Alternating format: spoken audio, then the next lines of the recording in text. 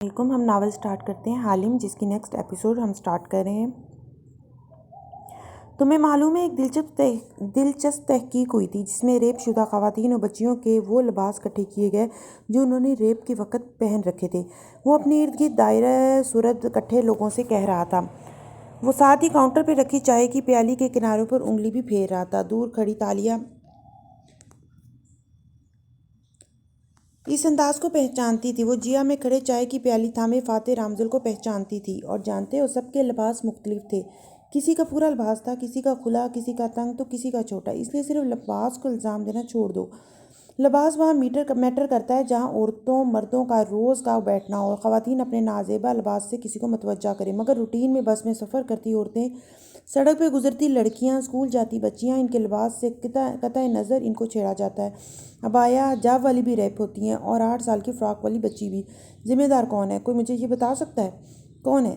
मजमे में से किसी ने दोहराया। कुछ लोग विक्टिम को ज़िम्मेदार ठहराते हैं। ज़रूर लड़की ने कुछ किया होगा। इसे विक्टिम शेमिंग कहते हैं, जो शदीद काबिल मजम्मत रवैया है। कुछ लिबास को, कुछ माशरे में फैली फिल्मों और पोर्नोग्राफी मटीरियल को, जो मर्दों का इखलाक ख़राब कर रहा है। मगर मैं इन सबको गलत समझता हूँ। वो क्यों सर?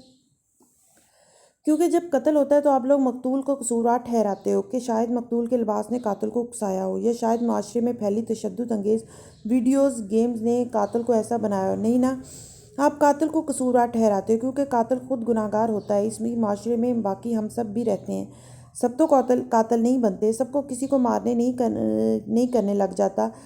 हाँ, तशद्दुद अंगेज़ वीडियो गेम्स और फिल्में अच्छी नहीं होती, मगर हर एक तो इनके बाइस कातिल नहीं बन जाता ना। ऐसे ही अच्छे बुरे लिबास सब पहनते हैं। हमें से हर मर्द तो औरतों को हरास नहीं करने लग जाता। ऐसे में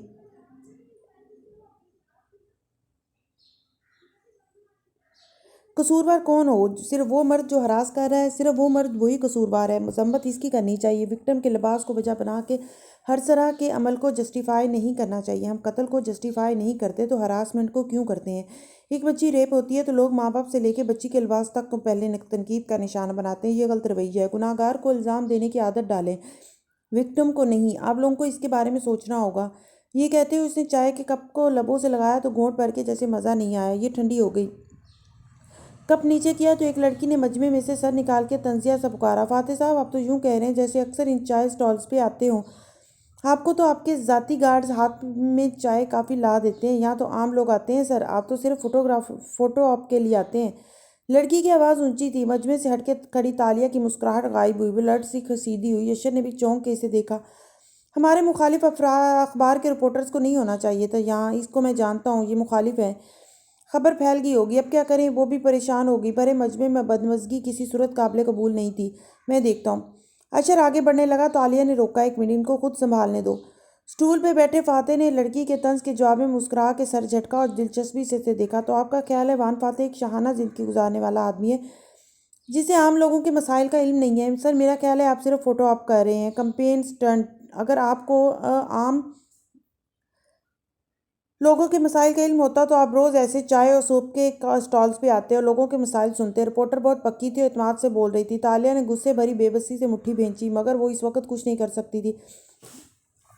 अगर अल्लाह ने मुझे 50 घंटे का दिन दिया होता तो मैं रोज़ के 2 घंटे ऐसे ही कामों में गुजारता। लेकिन अगर मेरा सारा दिन पार्टी अमूर संभालने में गुजर जाता है तो इसका ये मतलब नहीं है कि मैं आप लोगों को रिलेट नहीं कर सकता। मजमा खामोश हो गया और सब बारी बारी रिपोर्टर और फाते को यूं देख रहे थे जैसे टेनिस कोर्ट में गेंद को एक खिलाड़ी से दूसरे तक जाते देखा जाता है।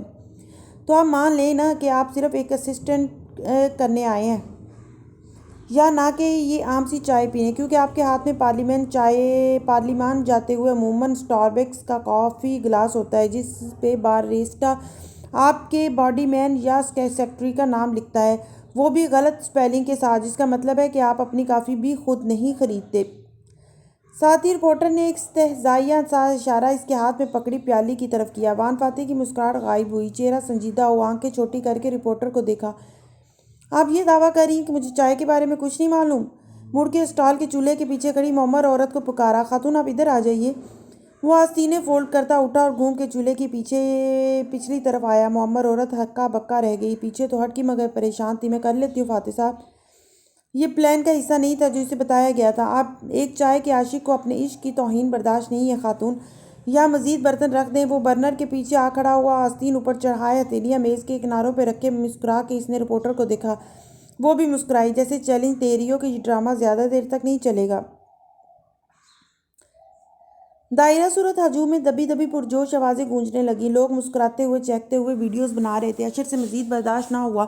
अब ये स्टंट ख़त्म करना पड़ेगा। आप खुद को इम्प्रेस ना करें। नहीं रुको, वो बस इसे देख रही थी। सिर्फ चाय ही तो है, वो बना लेंगे। अशर ने बेयकीनी से इसे देखा। अव्वल तो उन्होंने सारी ज़िंदगी चाय नहीं पी, और दोम इनको तो खुद से अंडा उबालने की भी आदत नहीं आई। ऐश जिस शख्स के हाथ में हम पूरा मुल्क देना चाहते हैं, इसके हाथ में चंद पत्ते और पानी देने से डरे मत। अपने लीडर पे भरोसा रखें। वो गहरी सांस लेके सीने पे बाजू लपेटे हुई खड़ी देखने लगी। फातिहा अब एक शीशी से चंद पत्ते निकाल के उंगलियों पे मसल के उबलते पानी में फेंक रहा था। सर, कहवा तो हर कोई बना लेता है, लेकिन रिपोर्टर जो सामने खड़ी तनकीदी नज़रों से इसे देखते हुए कहने लगी थी। फातिहा ने इसे टोक दिया, ये सिर्फ कहवा नहीं है। इसने चेहरा बर्तन पे झुका के आंखें मूंदी और महकदार सांस अंदर उतारी। फिर सीधा होके बोला, ये रूसी ब्लेंड है, स्याह चीनी चाय और गालबन हिंदुस्तानी पत्ती का मिक्सचर। इसको सुबह के वक्त पिया जाता है। अलबत्ता ये। दूसरी शीशी खोली, सूंघी और फिर चंद पत्ते निकाल के दूसरे उबलते पानी के बर्तन में फेंके। ये सब्ज चीनी चाय है और इसमें चमेली के फूल शामिल किए गए हैं। ये शाम के वक्त पी जाती है। और ये वो एक एक शीशी उठाता, पत्ते निकाल के बर्तन में झोंकता और दूसरी शीशी उठा के बताने लगता, ये कश्मीरी चाय का ब्लेंड है। इसमें गालबन रुख के पत्तों की महक को करीब करके सूंघा, गालबन ब्लैक पत्ती की मुख्तलिफ इकसाम और इंडियन मसाले डाले गए हैं और इसको इस मिकदार में मिक्स किया जाता है जिसमें जिसमें कदीम नेपाली किया करते थे। और हमारी रिपोर्टर का ख्याल था कि वान फाते को चाय के बारे में कुछ नहीं मालूम। इसके साथ ही मुस्कुरा के ताइदी नज़रों से बुढ़िया को देखा जो मुंह खोले से देख रही थी। फिर फौरन गड़बड़ा के सर हिला दिया। जी, ये रशियन ब्लेंड ही है। और दूसरी वाली चंबेली की सब्ज चाय थी और तीसरी नेपाली रेसिपी वाली कश्मीरी चाय। रिपोर्टर की मुस्कुराहट अब सिमट चुकी थी। अलबत्ता इसने बाजार बेनियाजी से शाने उचकाए। लोग पुरजोश से बोलते मुसलसल तस्वीरें बना रहे थे। इसको बंद कर दें। फाते ने खातून को चूल्हे बंद करने का इशारा किया तो इसने जल्दी से स्विच ऑफ किया। हमारी मेहमान अब हमें बताएंगी कि इन्हें चाय कैसी लगी। इसने बड़ी सादगी से चाय को चैनिक में उंडेला और फिर बुढ़िया ने जल्दी से शीशे की प्यालियां ट्रे में सजा के सामने की। वान फाते ने चैनिक बुलंद करके प्यालियां भरनी शुरू की। सुनहरी सुनहरी सी धार आबशार की सूरत अंदर गिरने लगी। ये सब बहुत मानूस था और इसके साथ यूं काम कर रहे थे जैसे इनको बरसों से आदत हो। अगर मुझे मुल्क की बाग दौड़ ना संभालनी होती। खातून व लड़की को देखते हुए चाय प्यालियों में इतनी महारत से उंडेल रहा था कि एक कतरा भी नीचे ना झलकता था। हर प्याली में घोंट भर के डाल के धार अगली में चली जाती, फिर वापस पीछे आती। सारी प्याली एक साथ भरी जा रही थी और लोगों की मुतैया नजरें इस करतब पे जमी थी।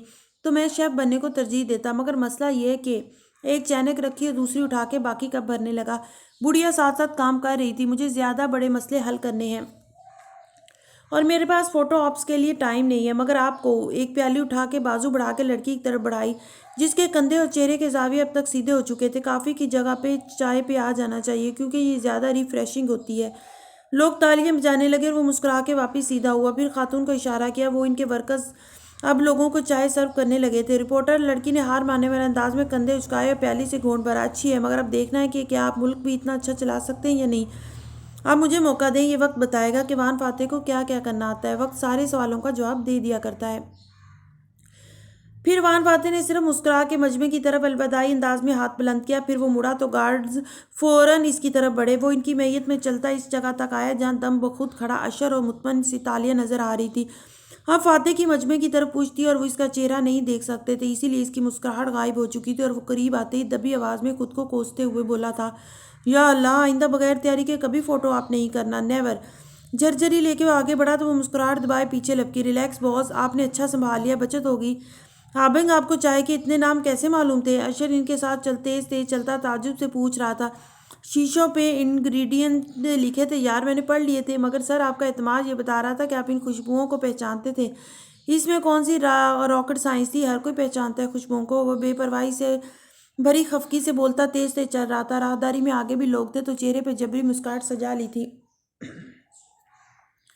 मगर आइंदा ये खतरा नहीं लेना। तालिया खुद ही खुद मुस्कुराती हुई चल रही थी। अशर अभी तक हैरान था। अलबत्ता फाते ने किन अखियों से इसे देखा तो माथे पे बल पड़े। तुम इतनी खुश क्यों हो?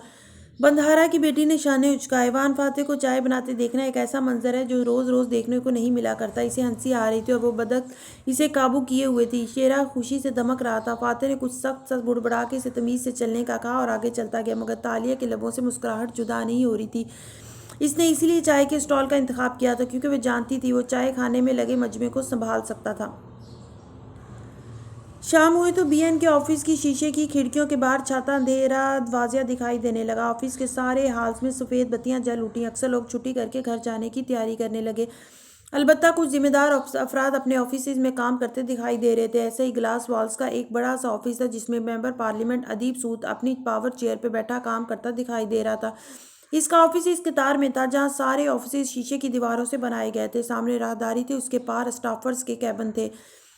तालिया दरवाज़ा खुला, तालिया अंदर दाखिल हुई तो अदीब ने सर उठाया, फिर मुस्कुराया और ऐनक उतार के रखी। आए तालिया, मैं आप ही का मुंतजर था। आपने ईमान के केस को बहुत अच्छे से हैंडल किया। वो मुस्कुरा दी और सामने आ खड़ी हुई। लंबी स्याह स्कर्ट पे सफ़ेद मनी कोट पहने, वो सर पे सफ़ेद हैट तिरछा जमाए हुए थी। आपने पूछा था कि मैंने आप ही के साथ ये क्यों किया, तो मेरे पास आपका जवाब मौजूद है। ओ ग्रेट। अदीब ने लैपटॉप पर धकीला और दोनों हाथों को थकावट से दबाते टेक लगाई। तो बताइए, इस लड़की ने मुझ पर ही इल्ज़ाम क्यों लगाया? हेड वाली लड़की चंद लम्बे मुस्कुरा के इसे देखती रही, फिर गर्दन दाएं बाएं घुमाई और दोबारा इसे देखा। या और कोई नहीं अदीब सूद, आप अपनी ये स्क्रॉनिंग अदाकारी तर्क क्यों नहीं कर देते? नीम रोशन ऑफिस में लम्हे भर को सन्नाटा छा गया। फिर अदीब के माथे पर शिकने उभरी। Excuse me. अचंभे से सामने खड़ी लड़की को देखा। हो प्लीज़। इसने बेजारी से सर झटका। हम दोनों को मालूम है, पहले दिन से मालूम है कि ईमान सच कह रही थी। आप वाकई इसको नाजेबा ईमेल्स भेजा करते थे। अदीब चंद लम्हे इसको दिलचस्पी से देखता रहा, फिर मुस्कुराया। चितालिया, आपको शायद खुद भी नहीं मालूम कि आप क्या कह रही हैं। इसने बड़े इत्मीनान से कहा। वो बिल्कुल भी परेशान नहीं था। हम दोनों को मालूम है कि हम सब पहले दिन से ही अदाकारी कर रहे हैं। वो तंजिया मुस्कुरा के बताने लगी, बल्कि सिर्फ मैं नहीं, फ़ान फाते भी जानते हैं कि आप एक ऐसे प्रीडेक्टर हैं जो हर दूसरी लड़की को हरासा करता है। रही आपकी बीवी, तो वो भी आपके सारे अफेयर से वाकिफ़ है क्योंकि आप दोनों एक दूसरे से सच बोलते हैं। मगर वो ठहरी सियासी बीवी, ताकत के खेल के लिए भरम रखने की आदी। अगर किसी को नहीं मालूम तो पब्लिक को नहीं मालूम कि ईमान सच कह रही है। बहुत खूबसूरत इल्ज़ामात लगा रही हैं आप मुझ पर। अदीब महजूज अंदाज में मुस्कुरा के बोला। वो टेक लगाए कुर्सी को दाएं बाएं झुला भी रहा था, मगर एक झूल है। अच्छा जनाब, वो क्या? तालिया ने हैट उतार के मेज़ पर रखा। वो बदस्तूर खड़ी थी। अगर मैंने वाकई ईमान को नाजेबा ईमेल्स भेजी थी तो इसने वो पब्लिश क्यों नहीं की? क्योंकि अगर बात ईमेल्स पे आती तो फॉरेंसिक्स तक चली जाती और इसको मालूम था कि फिर इसकी आपको भेजी ईमेल्स भी सामने आएंगी और वो रुस्वा हो जाएगी। क्योंकि मैं पहले दिन से कहती आई हूँ कि ईमान को किसी ने हरास नहीं किया। इसने मुनीर अल कलाम को हरास किया, मगर खुद ईमान को झुकी और चबा चबा के बोली, किसी ने हरास नहीं किया। वो इसीलिए आपकी नाजेबा ईमेल्स नहीं दिखा सकी क्योंकि आपके और इसके दरमियान जो था वो दोनों की रजामंदी से था और इसे अफेयर कहते हैं।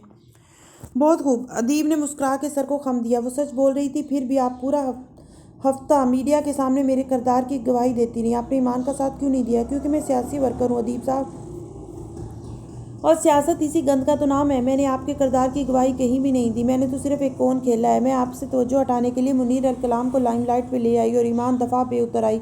लोग ईमान और दीप को भूल गए। ईमान और मुनीर की बातें कर रहे हैं। आप पार्टी लीडर हैं, आपको बचाना सारी पार्टी की मजबूरी थी। आप पहले कहाँ थी? इतनी देर से क्यों मिली आप इस ऑफिस को? बस ज़रा आपकी कोलीग ने मुस्कुरा के बात की तो आप उतर आए ना अपने अंदाज पे। वो अभी तक इस्तेहज़ाइया मुस्कुरा रही थी। यूँ अदीब साहब, मैंने ईमान का साथ इसलिए नहीं दिया क्योंकि वो इस मजबूत किरदार की नहीं थी जिसकी हामिल लड़कियां यहाँ जॉब करती हैं। आपने इसको नाजीबा ईमेल्स भेजी और वो फिसलती चली गई। हरासमेंट खामोशी से बर्दाश्त करना बुज़दिली है, इसके खिलाफ बोल उठना बहादुरी है और इस पर राज़ी हो जाना बदचलनी है। ईमान ने तीसरा रास्ता चुना, इसलिए हमने वही किया जो अपनी पार्टी के गद्दारों के साथ किया जाता है। लेकिन इसका मतलब ये नहीं कि आप दोबारा ये काम इस ऑफिस में कर सकेंगे। यूँ ना प्यारी लड़की, तुम्हारी बातें बहुत अच्छी हैं, मगर इसने मासूमे से थोड़ी खजाई, तुम किसी भी सूरत में मेरा बाल बीका नहीं कर सकती क्योंकि तुमने खुद स्टेज पे चढ़ के मेरे हक में इतनी तकरीरें की हैं कि मलेशिया में कोई यकीन नहीं करेगा कि मैं किसी को हरास कर सकता हूँ। तुम भी इखलाकी तौर पर मेरे खिलाफ नहीं बोल सकती। और ये हरासमेंट। वो मेज़ के अकब से निकल के इसके सामने आ खड़ा हो जताती नज़रों से इसे देखा। तो बीबी, हरासमेंट कभी साबित नहीं हो सकती। एक औरत के उठ के इल्ज़ाम लगा देने से दुनिया मर्द को बदकरदार नहीं मान लेती। तालिया ने मुस्कुराते हुए गर्दन को नफ़ी में दाएं बाएं जंबश दी। दुरुस्त कहा, एक औरत का इल्ज़ाम कुछ साबित नहीं करता। लेकिन वो मुस्कुराती हुई वापस दरवाजे तक आई, शीशे को दीवार को ज़ोर से बजाया जैसे किसी को इशारा दिया और फिर मुड़ के अदीब को देखा। लेकिन अगर औरत एक ना हो तो? अदीब के अब्रू अचंभे से भींचे। इसने चौंक के तालिया के अकब में देखा। शीशे की दीवार के पार बने कैबिन से एकदम 6-7 लड़कियां उठ के आ खड़ी हुई थी। एकदम एक दूसरे का हाथ पकड़े हुए एक जंजीर की तरह राहदारी में खड़ी थी और अदीब को देख रही थी। ऐनक वाली फरीदा भी संजीदा चेहरा बनाए इनके साथ थी। अदीब बिन सूद एकदम सीधा हुआ, चौंक के तालिया को देखा। हरासमेंट को सिर्फ एक चीज़ साबित करती है अदीब साहब, और वह औरतों का एक से ज़्यादा हो जाना। हेड वाली लड़की मुस्कुरा के कह रही थी, तसव्वुर करें अगर अभी इसी वक्त ये लड़कियां इन कागजात को अपने ऑफिस में डोर्स पे चस्पा कर दे। तालिया ने अपनी जेम्बल से जर्द कार्ड्स का एक बंडल निकाला और बंडल को वहीं छोड़े एक कार्ड लिए बाहर आई। बेहतियाती से बंडल फिसला और सारे कार्ड्स फर्श पे बिखर गए। राहदारी में खड़े होकर इसने कार्ड दीवार पे चिस्पा किए, यूं कि बाहर खड़ी लड़कियां नहीं देख सकती थी कि कार्ड पे क्या लिखा है, मगर अदीब को साफ नजर आ रहा था। इसकी चुभती नजरें इस कार्ड पे जमी थी जिसपे बड़ा बड़ा मी टू लिखा था। पीछे खड़ी लड़कियां हनोज अदीब को देख रही थी। जब तालिया ने देख लिया कि वो कार्ड देख चुका है तो इसने कार्ड उतार लिया और वापस ऑफिस के अंदर आई, दरवाजे बंद कर दिए। शीशे के साउंड प्रूफ दरवाजों से आवाज़ बाहर नहीं जाती थी। अगर तसव्वुर करें कि अगर ये 7 लड़कियां मी टू के पेज की हैशटैग से ट्वीट करें और दावा करें कि आपने इनको भी हरास किया, तो अदीब के माथे पे बल पड़ चुके थे। मैंने इनमें से एक भी लड़की को कभी कुछ नहीं कहा, वो सच कह रहा था, वो बहुत चुनाव से शिकार किया करता था। क्या आप ये साबित कर सकते हैं? ओ मगर नहीं, हरासमेंट का तो कोई सबूत ही नहीं होता। तुम्हें क्या चाहिए? वो आपके तालिया को देख के चबा चबा के बोला। तो तालिया ने हाथ झुलाने वाले अंदाज में इशारा किया जैसे शहजादी कहती थी तखलिया, और लड़कियां इसका इशारा देख के पलट गईं। मान फाते आपका अपने ऑफिस में इंतजार कर रहे हैं, जाइए। रास्ता छोड़ दिया। अदीब इसे घूरता हुआ बाहर निकल गया। लड़कियों के कैबिन के पास से वो बहुत तेजी से गुजरा था, नज़र तक न मिलाई थी। इसके जाते ही तालिया ने जल्दी से सारे प्ले कार्ड्स इकट्ठे किए। लड़कियां तब तक बाहर आ चुकी थी। क्या कहा दीप साहब ने? फरीदा ने इश्तियाक से पूछा। वो हमारी तनख्वाह बढ़ाने के लिए एचआर में बात करेंगे। हाँ हाँ, वो संभल के मुस्कुराई। वो फाते साहब से मामला डिस्कस करने गए हैं, मगर कह रहे थे कि मुश्किल है। मैंने कहा कि कागज़ समेट के उठ गई। लड़कियां बहुत खफा हैं तो राज़ी हो गए। तुम लोग इनको स्माइल ना देना, बस नाराज़ रहना, इनके लिए प्रेशर काफ़ी होगा। अच्छा अच्छा, फरीदा मुतमईन होगी। बाकी लड़कियां भी पुरजोश थीं। ये प्ले कार्ड्स किस चीज़ के हैं? इसने पूछ लिया। ये कुछ खास नहीं, प्रिंटर ने एक्स्ट्रा छपवा दिए। मैं इनको दीवार पे लगा के बस दिखा रही थी। इससे पहले कि इसका फ़ोन खुल जाए वो कागजात संभालती तेज़ी से आगे बढ़ी। वहान फातिह के ऑफिस में बेचैन सा बैठा अदीब आगे होके कह रहा था, फातिह ये चीज़ें होती रहती हैं, मैं अब ख्याल रखूंगा, तुम जानते हो मैं तुम्हें बहुत अच्छे तरीके से जानता हूँ और मैंने पहले दिन से तुम्हारी इज्जत रखनी चाहिए, मगर मेरी इस चीफ ऑफ स्टाफ भी तुम्हें जान ही गई। मैं कुछ नहीं कर सकता। वो टेक लगाए बैठा सख्ती से कह रहा था, चेहरा संजीदा और बरहम था। तुम इस वक्त इस पोजीशन में नहीं हो कि मेरी कंपेन छोड़ के हाकमी का कैंप ज्वाइन कर लो, वहाँ तुम्हें कोई नहीं लेगा। मैं कह रहा हूँ ना, अब ऐसा नहीं होगा। बस करो अदीब। इसने सख्ती से हाथ बुलंद किया तो वो चुप हो गया। फातिह आगे हुआ, गुस्से से बोला, तुम्हें शर्मिंदगी तक नहीं है, ज़रा सा भी पछतावा नहीं है। मैंने आज सुबह अपने वोटर्स के दरमियान बैठ के वादा किया है, जब मैं पावर में आऊँगा तो पार्टी में कोई हरास करने वाला नहीं बचेगा। वो ठीक है, मगर हम बाद में भी इस बारे में बात कर सकते हैं। तुम चेयरमैन बन के कानून बनाना और हम बाद में क्यों? वो सख्ती से बोला, अभी क्यों नहीं? कोई भी काम करने का बेहतरीन वक्त अभी होता है और मैं आज से इस मनकूले पे अमल करने जा रहा हूँ। अदीब कुछ कहने लगा था। दरमियान में मत बोलो, मेरी बात सुनो। झिड़क से खामोश कराया। ब्रीफिंग रूम में रिपोर्टर्स तुम्हारा इंतजार कर रहे हैं। तुम वहां जाओगे, कहोगे तुम अपने बेटे के इलाज के लिए रिटायरमेंट ले रहे हो, तुम मुल्क से बाहर जा रहे हो, वॉट एवर, जो झूठ भी तुम करना चाहो कर लो, मगर अदीब बिन सूद तुम कुछ अरसे के लिए मुझे इस ऑफिस में नजर नहीं आओगे। ऑफिस में सन्नाटा छा गया। अदीब ने लब एक दूसरे में पेवस्त कर ली। इसके पास कहने को कुछ ना था। इस दौरान तुम अपनी फैमिली पर तवज्जो दो और बेहतर शौहर बनने की कोशिश करो। अब जाओ, वो तुम्हारा इंतजार कर रहे हैं। ठीक है, ऑल राइट। इसने दोनों हाथ उठा के बेबसी भरे गुस्से से कहा, फाइन, मैं चला जाऊंगा इस ऑफिस से, मगर तुम्हें तुम्हें क्या है जो इल्ज़ाम आज तुम पे मुझ पे लगा रहे हो, ये तुम पे वापस पलट सकता है। Excuse me. से चंबे से अबरू उचकाया। दीप ने खड़े होकर अपने कोट की शिकने बराबर की, टाई की नॉट कसी और फिर गर्दन कड़ा के तलखी से बोला, तुम्हारी और तुम्हारी प्रीटी चीफ ऑफ स्टाफ के दरमियान जो चल रहा है वो मुझ समेत बहुत से लोगों को नज़र आ रहा है। अच्छा, मुझे तो आज तक नज़र नहीं आया।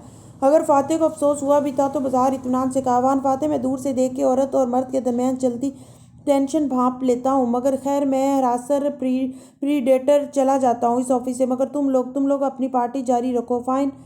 जोर से मेज के किनारे पे हाथ मारा और मुड़ के लंबे लंबे डग भरता चला गया। चौखट पे खड़े अशर ने इसे जाते देखा, फिर अंदर आया। ये इतना गुस्से में क्यों था?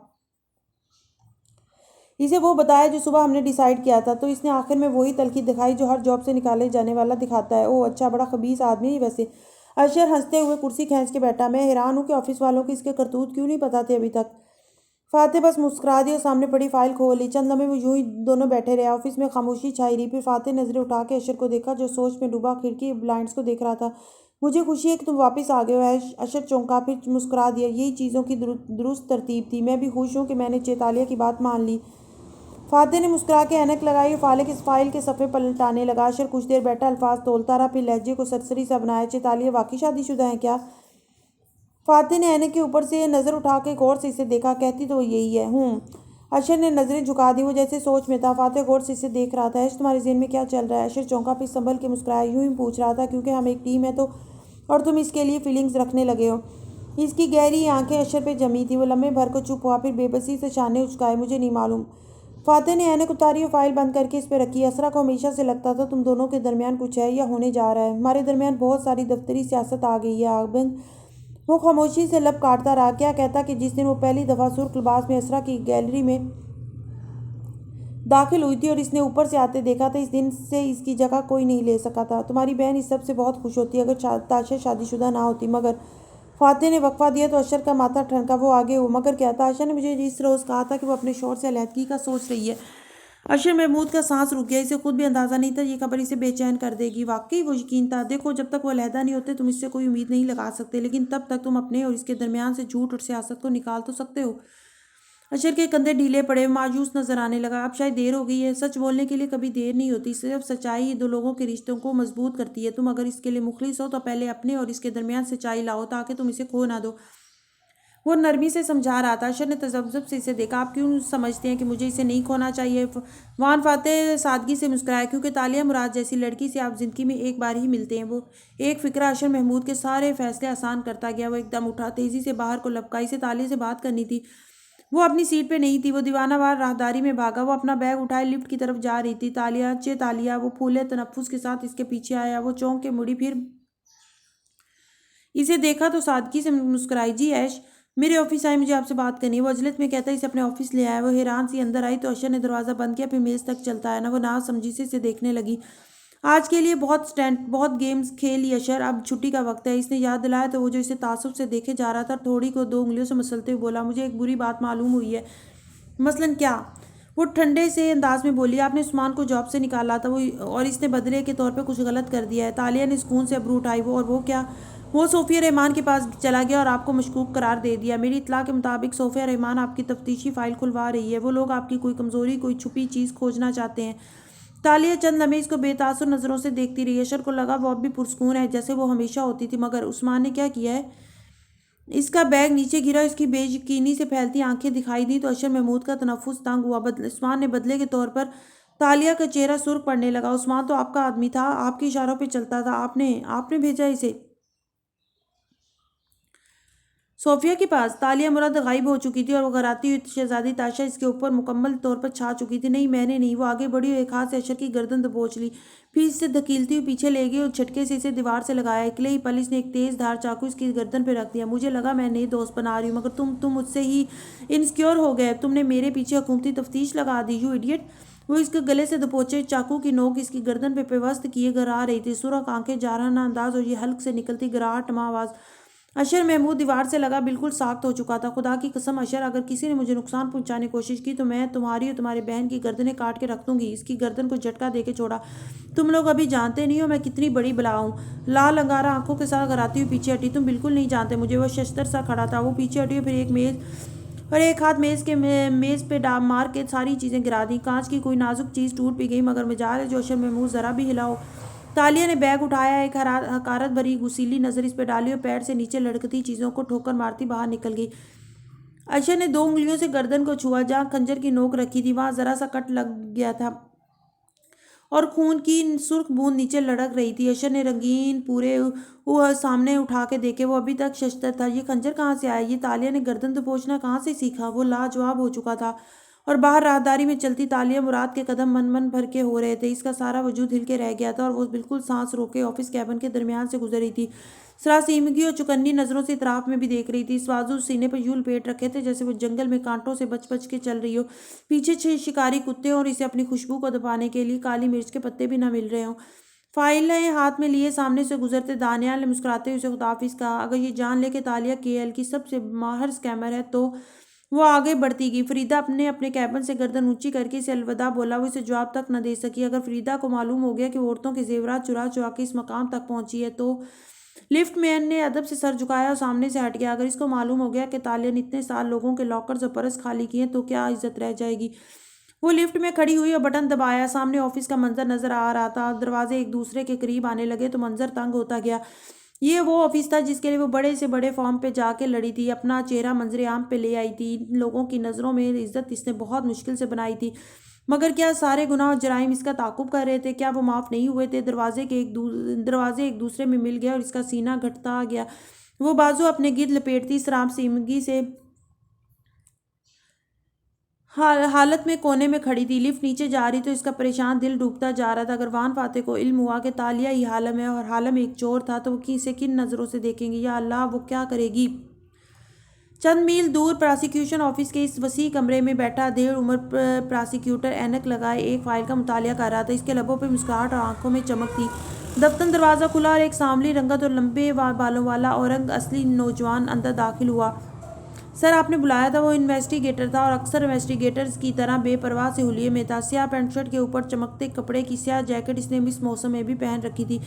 बाल लंबे और हाथों में टैटू बने दिखाई देते थे। प्रोसिक्यूटर अहमद नज़ाम को फाइल पे झुके देखे इन्वेस्टिगेटर कनकारा। ये तालिया मुराद वाला केस है ना? आप सुबह कह रहे थे कि इसमें कुछ नहीं मिला तो हमें इस फाइल को बंद करना पड़ेगा। वो सुबह की बात थी, शाम को हालात बदल गए हैं। प्रोसिक्यूटर ने ऐनक के ऊपर से मुस्कुरा के इसे देखा और मोबाइल स्क्रीन रोशन करके इसे दिखाई। ये तालिया मुराद की प्रेस ब्रीफिंग है जिसके नीचे फेसबुक पे लोग कमेंट्स कर रहे हैं। मुझे एक मिनट चौंका गया है। इन्वेस्टिगेटर ने फ़ोन इसके हाथ से लिया और गौर से स्क्रीन को देखा। वहाँ एक छोटा सा कमेंट था, ये लड़की हमारे करीबी पर सूप पार्लर वाली वेटरेस जैसी लगती है। इसका नाम भी तालिया था। ये इसकी बहन तो नहीं? सोशल मीडिया पे हर कोई शख्स को राय देने की आज़ादी थी और किसी आम शहरी ने यूं ही अपनी राय दी थी। अलबत्ता इन्वेस्टिगेटर ने चौंक के चीफ प्रोसिक्यूटर को देखा। इसका क्या मतलब हुआ? इसका मतलब यह है कि हम इस फाइल को बंद नहीं कर रहे, हमें बुलाकर एक लीड मिल गई है। उन्होंने टेक लगा के बाजू का तकिया बना के सर के पीछे रखा। फातिहा ने मुस्कुराहट से इसे देखा। इस कमेंट करने वाले को ढूंढो और तफ्तीश के लिए ऑफिस बुलाओ। मैं खुद इससे सवाल जवाब करूंगा, फिर हम इस सूप पार्लर भी जाएंगे। इस ऑफिसर ने कहा था, शायद ये लड़की वाकई वो नहीं है जो ये खुद को जाहिर करती है। ज़बरदस्त है, इन्वेस्टिगेटर खुद जोश से बोला। ऐसे फ्रॉड लोगों को कानून के कटहरे में लाना बहुत ज़रूरी है। ये केस यकीनन केस ऑफ द ईयर बनने वाला है। मगर वो गलत था। इसे नहीं मालूम था कि एक मामूली लीड से शुरू होने वाला केस दरअसल केस ऑफ द सेंचुरी बनने जा रहा था। सेमिनार हॉल की कुर्सियां मेहमानों से भरी थी। ऊंची छत पे लगी सारी बत्तियां रोशन थी। जहां कैमरामैन के कैमरे स्टेज की अक्सबंदी में मसरूफ थे, वहीं मेहमान खामोशी और अदब से डाइस पे खड़ी असरा को सुन रहे थे, जो वर्क पैलेस पे खवातीन को पेश आने वाली हरासमेंट के मौजू पे लेक्चर देने आई थी। असरा सर को सफ़ेद स्टूल से ढांपे हुए थे और कानों के मोती नजर आ रहे थे। हल्के मेकअप और नेवी ब्लू स्कर्ट ब्लाउज में मलबूस वो डाइस के पीछे खड़ी मुतमिन और पुरस्कून दिखाई देती थी। दोनों हाथ डाइस के किनारों पर रखे हुए इत्मीनान से हाल को देखती माइक में कह रही थी, मुझे अब भी इस सेमिनार के लिए बुलाया तो मैं हिचकिचा रही थी कि क्या बोलूं। इतना अरसा मंजर से गायब रहने के बाद वापस सियासी सरगर्मियों में हिस्सा लेना मुश्किल लग रहा था। वो सादगी से मुस्कुरा के बता रही थी। स्ट्रीट के पोल्स की दूधिया रोशनी तारीख सड़क को नीम रोशन किए हुए थी। बारिश की बूंदें बस के शीशों पे लकीरें छोड़ने लगी। बस के अंदर तालिया उदासी से खिड़की से सर टिकाए बाहर बरसती बारिश को देख रही थी। लेकिन फिर भी मैंने वापस आने का फैसला किया, सिर्फ अपनी बेटी आर्याना की वजह से। माइक में बोलती असरा की आवाज़ नम हुई, मुस्कुराहट गहरी हुई। जब मुझे यकीन हो चुका था कि आर्याना वाकई इस रोज़ इस दुनिया से चली गई थी तो मेरा दिल चाह मैं भी इसके पास चली जाऊं। लेकिन अगर मैंने अभी हार मान ली तो मलाइशिया की इन बेटियों की आवाज़ कौन बनेगा जो रोज़ किसी न किसी जुल्म का शिकार होती हैं? जुल्किफली अपने दीवान खाने में फर्श पे बैठा वो दो बोतलों को एक साथ एक शीशे के प्याले में उंडेल रहा था जब किसी एहसास के तहत गर्दन मोड़ी। शेल्फ पे रखी सफ़ेद माया से भरी शीशी चमक रही थी। इसमें भरा माया ज़रा ज़रा सा कम होने लगा था। जुल्किफली मुस्कुराया। फाते ने एक सवाल का जवाब पा लिया था, यकीनन। मैं असरा महमूद, बार ईस्टर्न नेशनल के होने वाली चेयरमैन की बीवी, ये इतराफ़ करती हूँ मैंने खुद ऑफिस में ख़वातीन को हरासमेंट का निशाना बनते देखा है। इसकी वजह यह है कि हमारे मुआशरे में औरत को सिर्फ जिस्म के तौर पर दिखाया जाता है, दिमाग के तौर पर नहीं। मगर अब वो वक्त आ गया है जब मर्दों को समझ लेना चाहिए कि जॉब करने वाली लड़कियां ऑफिस अफेयर चलाने या मर्दों को खुश करने नहीं आती। ऑफिस चेयर पे बैठे फाते ने लैपटॉप स्क्रीन फोल्ड की तो अपने हाथ की पुष्ट पे बने निशान को देख के ठहरा। जख्म अब मंदबिल हो चुका था। न जाने ये जख्म कैसे आया था। इसने सोचा ही था कि लम्हे भर के लिए आंखों के सामने एक अजीब मंजर छाने लगा। इसे लगा वो एक सलाखदार काल कोठरी में बैठा है जिसके जिस्म में दर्द है और साथ बैठी झुके सर वाली लड़की इसके हाथों पे मरहम लगा रही है। यकायक वो आंखें उठा के इसे देखती है तो वो चौंकता है। वो सुनहरी पोनी और सियाह लिबास वाली तालिया है। लड़कियां हिजाब पहने या ना पहने, अगर वो किसी मर्द में दिलचस्पी नहीं दिखा रही तो इसलिए कि वो जॉब की जगह पे जॉब करने आई हैं। लड़कियों को भी ये बात समझने की ज़रूरत है कि काम की जगह पे वो एक हद में रह के अपने कुलीग से अच्छा रिलेशनशिप रख सकती हैं, एक दूसरे की मदद कर सकती हैं, अच्छे मशवरे दे सकती हैं, मुश्किल में काम आ सकती हैं। मगर जैसे ही कोई मर्द किसी औरत से या कोई औरत किसी मर्द से गैर इखलाकी या मैनी खेज गुफ्तगू करे, वहाँ आपको फ़ौरन रद्द-ए-अमल देना होता है।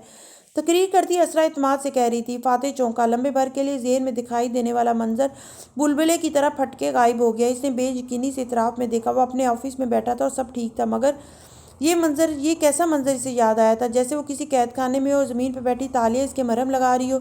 शायद मेरी तबीयत ख़राब है, जो मुझे उल्टी सीधी चीज़ें नज़र आने लगी। इसने सर झटका और उठ खड़ा हुआ। बॉस को अपने काम से खुश करें, अच्छी शक्ल या मुस्कुराहटों या फ्रैंकनेस से नहीं, आपको अपनी इज्जत खुद करवानी चाहती है। मगर कुछ मर्द इन सारी एहतियात पसंदियों के बावजूद भी बाइज्जत लड़कियों को हरास करते हैं। असरा बोल रही थी और सब खामोशी और तवज्जो से इसे सुन रहे थे। कैमरामैन मुसलसल इसकी अक्सबंदी कर रहे थे। अशर बाथरूम के आईने के सामने खड़ा गर्दन पे दवा लगा रहा था। इसका सारा वजूद अभी तक शशदर था। वो 6 फुट का मर्द था, चाहता तो तालिया पे हाथ उठा सकता था, मगर सदमा इतना शदीद था कि इससे कोई रद्द अमल नहीं जाहिर हो सका। काश मैंने इसकी बात मान के तालिया की फाइल निकल खुलवाने उस्मान को ना भेजा होता। इसके पछतावे लामहदूद थे। इसके दो ही हल हैं। बतौर मुआशरा हमें अल्लाह ताला के हुक्म को मानते हुए मर्दों और औरतों के दरमियान एक महफूज फासला रखना होगा। डॉक्टर्स, इंजीनियर्स, टीचर्स, सियासी वर्कर्स सब महफूज माहौल में काम करें, बेशक करें, मगर एक फ़ासला रखना ज़रूरी है। और दूसरी चीज़, एडम और दातन हालम के बंगले के लाउंज में बैठे मुख्तलिफ कागजात बखेरे हुए थे। सामने क्रीम पफ्स भी प्लेट में रखे थे, जिनको मुसलसल खाते हुए बातें भी कर रहे थे। जब भी कोई आपके साथ ज़बानी या जिस्मानी तौर पर गैर आरामदा करने वाला फेल करे, आपने फ़ौरन रद्द-ए-अमल देना है। हमें हरासमेंट के खिलाफ लड़ने के लिए शेम को इस सारी इक्वेशन से निकालना होगा। अगर सड़क पे किसी ने छुआ है तो मुड़ के इस पर इसी वक्त हमला करो। अपने पर्स से मारो या हाथ से, मगर इसको बराबर का जवाब दो। इसकी आवाज़ बुलंद हो रही थी और वो उंगली उठा के जारहाना अंदाज में कह रही थी, अगर बस में कोई तंग करे तो लोगों को इकट्ठा करो, अगर ऑफिस में कोई हरास करे तो नौकरी या शर्म की परवाह किए बगैर आसमान सर पे उठा लो। आपको अगर हरासमेंट से कोई चीज़ बचा सकती है वो फ़ौरन इसी वक्त आवाज़ उठाना है। बस में बैठी वो तालिया वक्फे वक्फे से अपने फ़ोन कॉन्टैक्ट्स को फ़ोन कर रही थी। फ़लाँ बैंक से पैसे निकलवाने हैं, फ़लाँ शनाख्त को तबाह करना है, फ़लाँ इदारे से अपनी फ़ाइल हटानी है। वो एक के बाद एक सबूत मिटाने लगी थी।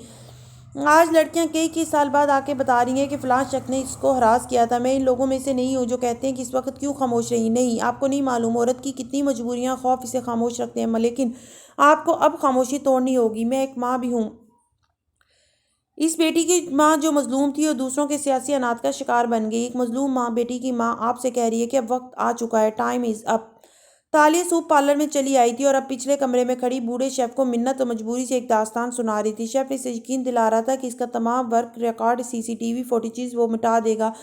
वो और पार्लर का कोई मुलाजिम किसी को इसके बारे में कुछ नहीं कहेगा। तालिया ने नई जिंदगी शुरू की थी और वो सब इसका साथ देंगे। अब हमें नए कवानीन बनाने होंगे जो आवाज़ उठाने वाली और मी टू कहने वाली लड़कियों का साथ दें। 2 उंगलियों की विक्ट्री बना के असरा ने ऊपर उठाई और मैं आपसे वादा करती हूँ कि मेरा शौहरवान फातेह बिन रामजल हुकूमत में आके वर्क पैलेस पे हरासमेंट के खिलाफ ठोस कवानीन बनाएगा, क्योंकि वह एक जुल्म की गई बच्ची का बाप है और सारी मजलूम बेटियों का दर्द वो समझता है। वो आंखों में नमी और लबों पे मुस्कुराहट लिए इनको यकीन दिला रही थी। स्टेज पे रोशनियां बिखरी थीं और इनमें खड़ी असरा बहुत बावकार और पुरज़म लग रही थी। वो ठहरी तो हाल में बैठे मेहमान अपनी नशिस्तों से उठ गया बेसाख्ता तालियां बजाने लगे। तालिया मुराद हालम के बंगले के सामने खड़ी रात के इस पहर गर्दन ऊंची करके इस बंगले को देख रही थी। ताज के पत्तों से बना ये बंगला क्या इसके सर पे आने वाला था? वो अंदर तक हिल गई थी। वो अंदर लाउंज में दाखिल हुई तो सामने कागजात और लैपटॉप्स फैलाए दातन और एडम बैठे थे। इस वक्त तक तालिया अपने आप को संभाल चुकी थी। बस संजीदा चेहरा बनाए अंदर आई और एक बैग मेज पे रखा। चेतालिया, आप यकीन नहीं करेंगी कि हमने तसी की, मैंने कैसी अजीम दरियाफ्त की। सामने बैठा एडम इसे देखती जोश से चहक के बोला। वो पहले इतने मसलों में घिरी थी, इस वक्त वो एडम के हमने नहीं मैंने कहने पर दातन की खफगी सुनने के मूड में नहीं थी। इसलिए कदरे झड़क इन दोनों को अपने झगड़े कम करने का कहने लगी थी कि दातन बोल उठी, वाकई ये सिर्फ एडम की अपनी जहानत का कमाल है, वरना मैं अकेली तो ये ना कर सकती।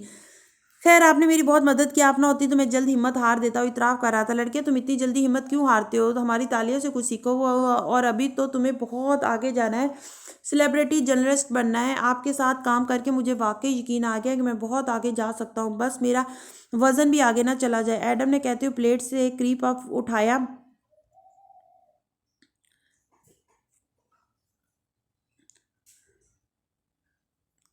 और दांतों से कुतरा। दातन हंस दी। खाओ खाओ, तुम्हारे लिए ही बनाए हैं। दातन पर धोखा का, जब किसी को पसंद करती है तो इसके लिए दुनिया के बेहतरीन खाने बनाती है। वैसे मैं भी यहाँ मौजूद हूँ। वो जो सामने खड़ी अबरू इस्तेजाबिया उठाई इन दोनों को खुशगपियाँ करते देख रही थी, शॉक्ड सी आवाज़ में बोली तो एडम ने सादगी से मुस्कुरा के इसे देखा। ऑफ कोर्स ये तालियां आए बैठे, आपको कुछ दिखाता हूँ। देख तो मैं रही हूँ। इसने नाखुशी से बारी बारी दोनों को देखा। बहुत से लोगों ने नए दोस्त बना लिए हैं। लगता है कोई जल रहा है एडम, दातन ने मुस्कुराहट दबा के कहा। तो शहजादी ने कंधे उचकाए। अभी इतना बुरा वक्त मुझ पे नहीं आया जो तुम दोनों से जलूंगी। प्लीज अपनी शेरलॉक होम्स वाली सरगर्मियां जारी रखो। वो सर झटकती किचन की तरफ बढ़ी तो एडम ने बुरा माने बगैर पुकारा। इतनी अच्छी पहेली दिखाने लगा था आपको? मेरे पास पहले मेरी अपनी पहेलियां हैं सुलझाने को, तुम अपना काम करो। वो चुपचाप किचन की मेज पे बैठ गई और इसी पर्ची को खोल के घूरने लगी, जबकि ज़हन अशर सूप पार्लर और इन तमाम वारदातों में उलझा था जो इसने कभी की थी। दातन चुपचाप उठी और चूल्हे पे इसकी पसंद का कुछ फ्राई करने का एहतमाम करने लगी और एडम किचन की गोल मेज पे इसके मुकाबिल आ बैठा और नरमी से पूछा, लगता है फिर बहुत से बेइज्जती हुई? खैर है चेतालिया, ऐसा होता है, आपकी किताबें। अभी ये दो लफ्ज़ बोले ही थे, तालिया ने झपट के स्टैंड से छुरी उठाई, इसकी तरफ बुलंद की। ये फिक्र बोल के तो दिखाओ तुम आज। चीर देने वाली नज़रों से घूरा तो एडम ने फौरन से दायां हाथ पीछे कर लिया। वाह, बड़े दिन बाद शहजादी ताशा नजर आई। तालिया ने एकदम छुरी गिरा दी और बेयकीनी से अपने हाथ को देखा जिसमें इसने छुरी पकड़ी थी। फिर झरझरी लेकर सर झटका। ये मैं नहीं हूँ। चेतालिया, आप क्यों खुद से जंग कर रही हैं? आपके वो नरमी से बोल पूछ रहा था। तालिया ने शाकी नज़रों से इसे देखा। मैंने मलाका में चंद माह के लिए शहजादी का सिर्फ किरदार अदा किया था। मैं वो शहजादी नहीं हूँ जो हुकूमत करती थी। मैं एक फ़ैन गर्ल हूँ जो दीवान फातेह की रफ्तार से मिलते मिलते हाँफने लग जाती हूँ। आप वाकई एक हंसमुख और जिंदा दिल फ़ैन गर्ल हैं और एक साबका इस्कामर चेतालिया। मगर आप वो मगरूर शहजादी भी हैं जो अपने आगे किसी को कुछ नहीं समझती थी। आप ये दोनों हैं। हम सब के अंदर एक जालिम मलका बनने की ख्वाहिशमंद वजूद होता है और मैंने आपको इसी तरह से तस्लीम कर लिया है। ये मुझे दातन ने समझाया है कि इंसान जो होता है इसे अपने आप को वैसा ही कबूल करके अपनी कमज़ोरियों को अपनी ताकत बनाना होता है। आप अपने आप से क्यों भाग रही हैं? चूल्हे पे काम करती दातन ने महज मुस्कुरा के इसे देखा और काम जारी रखा। वो इन दोनों को आपस में बात करने का मौका देना चाहती थी। उफ एडम, तुम नहीं समझोगे। इसने सर दोनों हाथों में गिरा दिया। हर चीज़ गलत हो रही है। ऊपर से फातिह ने इस रात जुल्किफली को मेरे लिए ये चिट थमा दी और मैं इस पहेली को हल नहीं कर पा रही। फिर शीशे के गिलास तले रखी चिट निकाल के इसे दिखाई। क्या तुम इसको हल कर सकते हो? एडम ने एक नज़र इन हिंसों को देखा और दूसरी सादा नज़र तालिया पे डाली। बिल्कुल नहीं, इसे इसी को हल करना चाहिए जिसको वान फातिह ने ये दी है। वो जो पूरी उम्मीद हुई थी मुंह बना के इसे देखने लगी। मैं हालम हूँ और इसको मुख्तलिफ फार्मूलों के जरिए हल करने की कोशिश कर चुकी हूँ, मगर ये कोई ऐसा कोड है जो टूट ही नहीं रहा। ना ये नंबर किसी का फ़ोन नंबर है, ना बैंक अकाउंट, ना शनाख्ती कार्ड नंबर। वो फजीच हो चुकी थी। यही तो आपकी गलती है। आप इसे हालम बन यानी तालिया बन के हल कर रही हैं। हालम तो माहिर है, बेपनाह जहानत का मालिक, बड़े बड़े कोड्स ब्रेक करने वाला। ये चिट वान फातिह ने हालम को नहीं दी। तालिया ने चंबे से अबरू इकट्ठे किए। तुम इतनी लंबी तकरीर की बजाय साफ बात क्यों नहीं करते एडम? एडम की आंखें शरारत से चमकी। वान फातिह आपकी ज़ुबानी जंगल में आपकी कहानी सुन चुके थे, मगर वो कभी केएल वाली तालिया मुराद को जो कोड्स तोड़ने में माहिर थी जानते ही नहीं थे। वो हालम से कभी केएल में नहीं मिले थे। हैं? फातिह साहब सिर्फ शहजादी ताशा से वाकिफ़ थे। वो शहजादी ताशा जिसने जंगल में इनके साथ सफ़र किया था। वो कोई जालिम मलका बनने की ख्वाहिशमंद लड़की नहीं थी। वो पुरएतमाद लड़की थी, अपने आगे किसी की जहानत को कुछ ना समझती थी। वो कोमोडो ड्रैगन की आंख में बेरहमी से तीर चला सकती थी, अंधेरे पानियों में सफ़र करती खजाने के जजीरे तक पहुंच जाती थी। जिसने कैद खाने में जाके सिपाहियों से कहा था कि वो इनकी होने वाली मलका है, वो फैन गर्ल नहीं थी, वो मलका थी। और ये चिट उन्होंने इस ताशा के सॉरी इस ताशा के लिए दी थी। अगर आप ये चीफ ऑफ स्टाफ वाली महकूम और सादा सी तालिया बन के इस पहेली को हल करना चाहेंगी तो आई एम सॉरी, मगर आप कभी इसे हल नहीं कर सकेंगी। ना आप हालम जैसे इन्वेस्टिगेटर बन के इस कोड को तोड़ पाएंगी। आपको पहले ये तयन करना पड़ेगा कि आप कौन है। वो इसे सुनेगी, चुपचाप सुनेगी। फिर इसने आंखें बंद की। ताज, अंगूठियाँ, कामदार लंबे लिबास, तीरों से भरा तुर्कश तलवार, कुछ भी इसके पास ना था, मगर इसने आंखें खोली। वो जानती थी कि मुराद राजा की बेटी है, एक शिकारबाज, एक शिकारी, एक शहजादी। जो मलाका सल्तनत के सुल्तान की मलका बनने जा रही थी। इसने राजा मुराद को चकमा दिया था, गुलामों को महल के बाहर ला खड़ा किया था। जोगार के महाफिज शिकारबाज के खून में लथपथ वजूद की परवाह किए बगैर इसको गर्दन से दबोच के खजाने का पूछ रही थी। जो कैद खाने में फाते पे तशद्दुद करते सिपाहियों पर गर्रा रही थी। जो शाही मोरक से अपनी तारीफें लिखवाया करती थी। और इस लम्हे में तालिया को एहसास हुआ कि वो कौन थी। वो खुद अपनी फ़ैन थी।